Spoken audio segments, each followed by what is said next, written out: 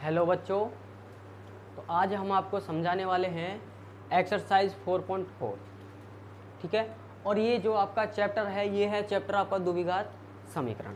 इस चैप्टर में से बच्चों 100% क्वेश्चन बोर्ड में पूछा जाता है। 1 नंबर का क्वेश्चन तो बच्चों इस एक्सरसाइज में से 100% आता है। तो आपको ये एक्सरसाइज बहुत ज़्यादा इम्पोर्टेंट है और ध्यान से समझनी है। ठीक है, तो अब आपको ध्यान से क्या समझना है बच्चों। पहले देखो क्वेश्चन में क्या बोला है, द्विघात समीकरणों के मूल का अस्तित्व हो तो उन्हें ज्ञात कीजिए। तो हमें मूल ज्ञात करने हैं। मूल कब ज्ञात करेंगे? जब क्या होना चाहिए? अस्तित्व। तो अब इसकी पहचान आप कैसे करोगे बच्चों? अब मैं आपको सबसे पहले इसकी पहचान बता देता हूँ। ठीक है, अस्तित्व की पहचान क्या है वो आपको ध्यान देना है। तो देखो, अब आपको यहाँ पे लिखना है एग्जाम्पल, मैं आपको बाद में समझाऊंगा, पहले इसकी पहचान मैं आपको समझा देता हूँ।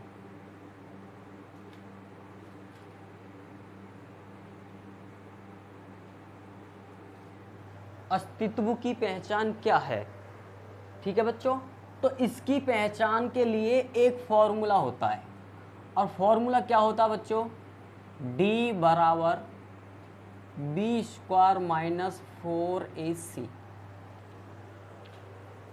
d बराबर बी स्क्वायर माइनस 4ac, ये आपका फॉर्मूला होता है। ठीक है, अब आप पहचान कैसे करोगे? पहचान कैसे करेंगे तो मैं आपको समझा देता हूं। यदि d का मान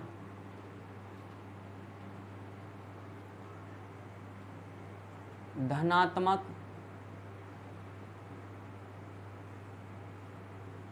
होता है तो वह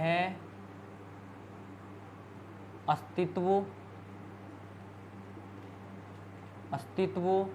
होगा। यदि d का मान धनात्मक है तो वो जो द्विघात समीकरण है वो आपकी अस्तित्व होगी। अब कैसे? अब एग्जाम्पल के अनुसार मैं आपको समझा देता हूं। जैसे समीकरण के अनुसार सब बच्चे ध्यान से समझेंगे। अब देखो, यही देख लो, यहाँ पे हमें दे रखी है समीकरण, द्विघात समीकरण है बच्चों ये आपकी, और ये है 3x स्क्वायर माइनस के 5x और प्लस के 2 इक्वल 0। ठीक है, तो हम जो तुलना करेंगे ax square plus bx plus c equal 0।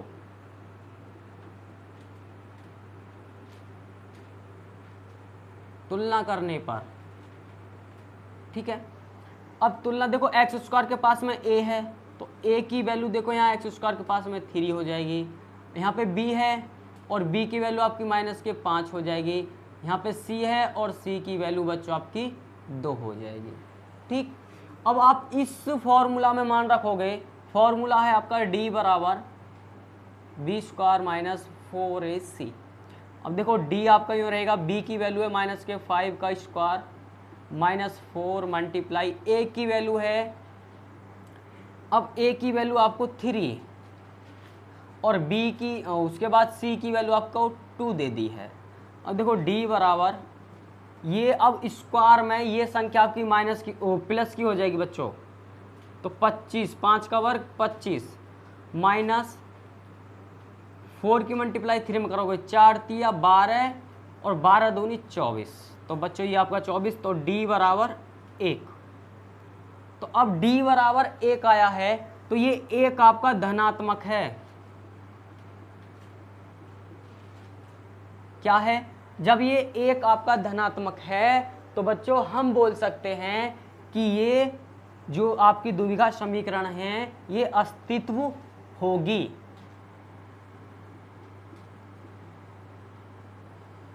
अस्तित्व होगी। बात समझ में आ रही है? अब अस्तित्व कब नहीं होगी? जब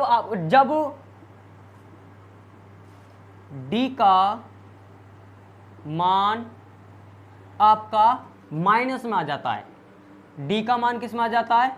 माइनस में। जैसे कि डी बराबर हम मान लें 2, यदि डी की वैल्यू आपकी 2 आ रही है तो आप समझ जाना कि वो समीकरण आपकी अस्तित्व नहीं है।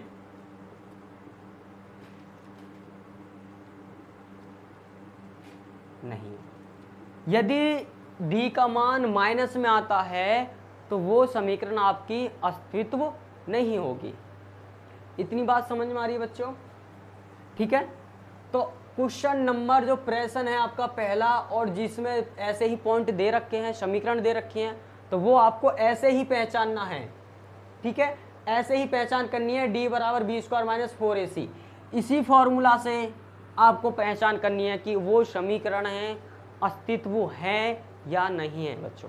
ठीक है, इतनी बात आपकी समझ में आई हो तो बच्चों वीडियो को लाइक और सब्सक्राइब जरूर कर लें। धन्यवाद, मिलेंगे अगली नेक्स्ट वीडियो में।